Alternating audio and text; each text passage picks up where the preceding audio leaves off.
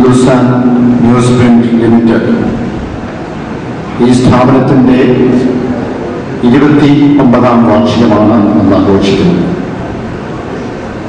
ആദ്യമായി ഈ യോഗത്തിൽ പങ്കെടുക്കുവാൻ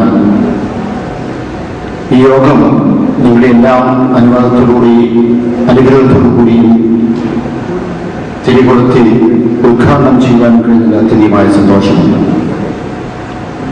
ഈ സന്ദർഭത്തിൽ നിങ്ങൾക്കെല്ലാം ഭാവങ്ങളും ഞാൻ നടന്നുകൊണ്ടിരിക്കുകയാണ്. ഞാനൊരു ക്ഷമാപത്തോടുകൂടിയാണ് നിൽക്കുന്നത്, മറ്റൊന്നുമല്ല. ഇവിടെ പ്രോഗ്രാം അനുസരിച്ച് നമുക്കറിയാം ചീഫ് ഗസ്റ്റ് അവസാനം ആണ് സംസാരിക്കുക. പക്ഷേ ഇവിടെ സൂചിപ്പിച്ചതുപോലെ മറ്റൊരു പരിപാടി ഇതേ സമയത്ത് 6 മണിക്ക് 2 പബ്ലിക് പരിപാടി കോട്ടയത്തും പാലായിലും ഉള്ളതുകൊണ്ട് അത് തീരുന്നതിന് മുമ്പെങ്കിലും എത്തണം.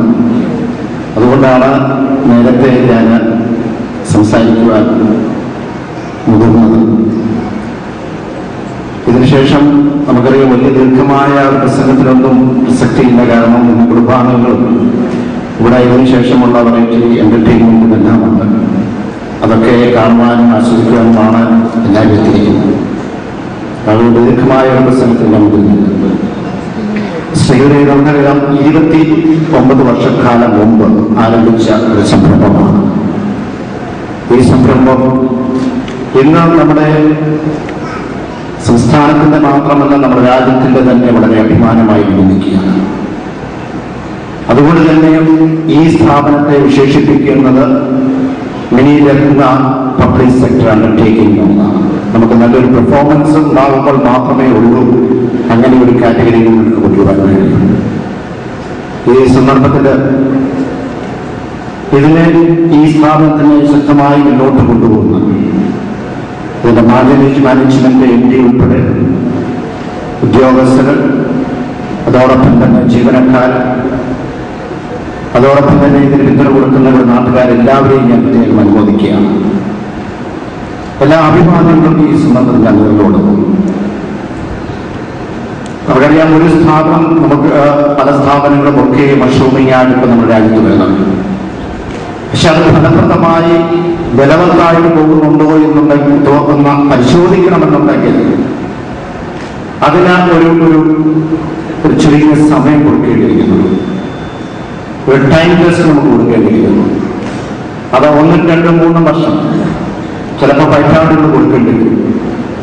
29 വർഷക്കാലം വളരെ ശക്തമായി നമ്മുടെ സംസ്ഥാനത്തും നമ്മുടെ രാജ്യത്തും വളരെയധികം സംഭാവന ഇന്ന് ഹിന്ദുസ്ഥാൻ ന്യൂസ് കൊണ്ട് ഈ സ്ഥാപനം ചെയ്തിരിക്കുകയാണ്.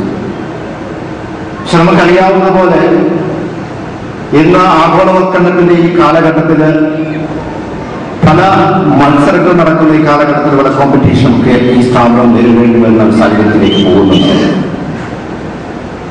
ഇന്ത്യയാണിന് ശേഷം നമുക്കറിയാം നിരവധി ആവശ്യങ്ങളും വികസന പ്രവർത്തനങ്ങളും ഒക്കെ സെറ്റിലേക്ക് വരാറുണ്ട്, എന്റെ സെറ്റിലേക്ക് വരുന്നുണ്ട്.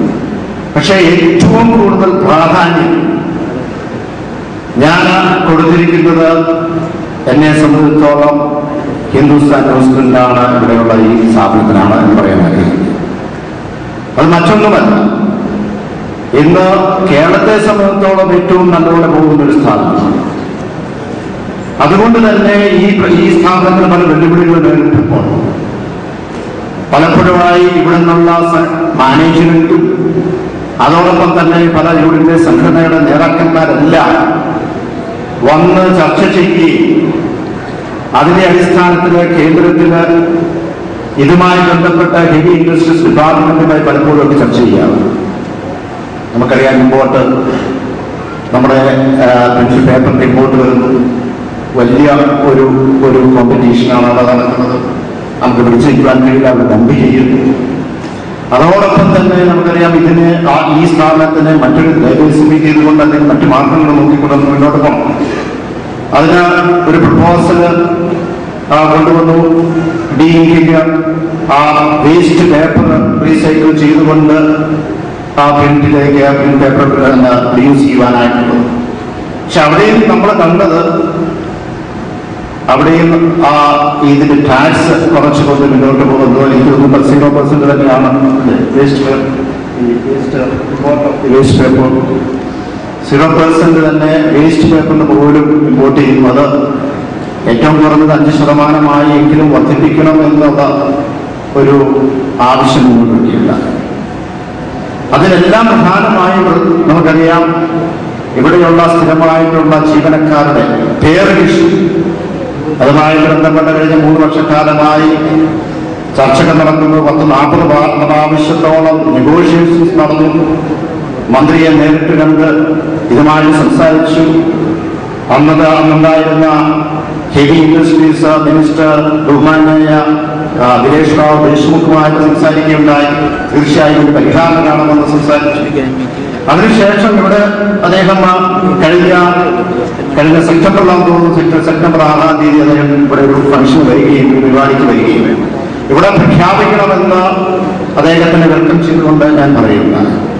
അന്ന് അദ്ദേഹം പ്രഖ്യാപിച്ച ഉടനെ തന്നെ ഇതിനൊരു തീരുമാനം ഉണ്ടാക്കും എന്ന് പറയുകയും ഞാൻ മനസ്സിലാക്കുന്നു ആ പേർവിഷൻ യാഥാർത്ഥ്യമാക്കുകയും പെൻഡിംഗ് ആയിട്ടുണ്ടായിരുന്നതെല്ലാം 20 കോടി രൂപ അയോളം ഇതിനു വേണ്ടി അത് ചെലവാക്കുകയും ചെയ്തു. പ്രത്യേകം അതിന് വളരെ സന്തോഷമുണ്ട്.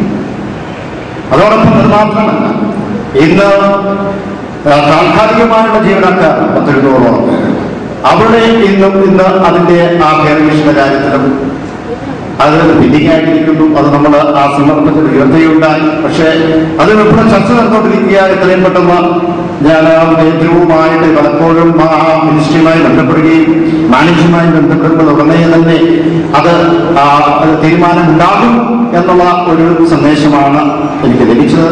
അതുണ്ടാകും എന്നത് ഞാൻ പ്രതീക്ഷിക്കുന്നു. ഇല്ലെങ്കിൽ പോലും തീർച്ചയായും അതിനുള്ള സമ്മർദ്ദം എം.പി എന്ന കേന്ദ്ര ഗവൺമെന്റിന് ഉണ്ടാകുമെന്ന് ഞാൻ ഈ സന്ദർഭത്തിൽ പറയാനാണ്. ശ്രദ്ധേയമായ വികസന പദ്ധതികളിൽ പൊതുമേഖലാ സ്ഥാപനങ്ങളിൽ മുൻനിരയിലാണ് HNL എന്നുള്ളത് നമ്മുടെ നാടിന് മുഴുവൻ അഭിമാനകരമാണ്.